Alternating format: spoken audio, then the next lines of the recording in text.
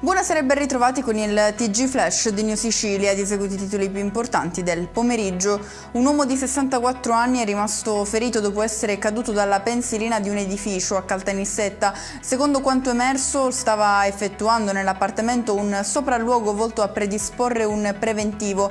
Necessario il trasporto in codice rosso in ospedale. La Procura di Agrigento ha comunicato la conclusione delle indagini preliminari nei confronti di 24 persone e 8 società coinvolte in un presunto controllo illecito di appalti pubblici e finanziamenti regionali. Tra gli indagati figure di rilievo come sindaci, ex assessori regionali e dirigenti comunali.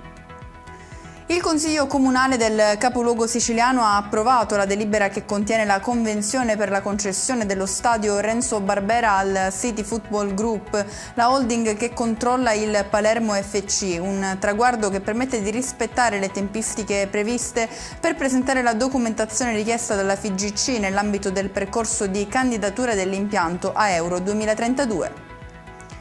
Il TAR Sicilia ha disposto la sospensione del calendario venatorio della regione siciliana, accogliendo il ricorso presentato dalle associazioni che si erano mostrate favorevoli al provvedimento, salve migliaia di uccelli migratori. Chiudiamo con le previsioni meteo per domani. Agosto comincia con punte di oltre 40 gradi su diverse province, diramata un'allerta arancione per il rischio incendi in tutta la regione. E con questo è tutto, l'appuntamento col TG Flash tornerà a settembre con una nuova stagione, studi rinnovati e una web TV ancora più ricca, ma nel frattempo la nostra informazione continua, puntuale come sempre anche per tutto il mese di agosto su www.newsicilia.it e sui nostri canali social. Dalla redazione di New Sicilia l'augurio di una buona serata.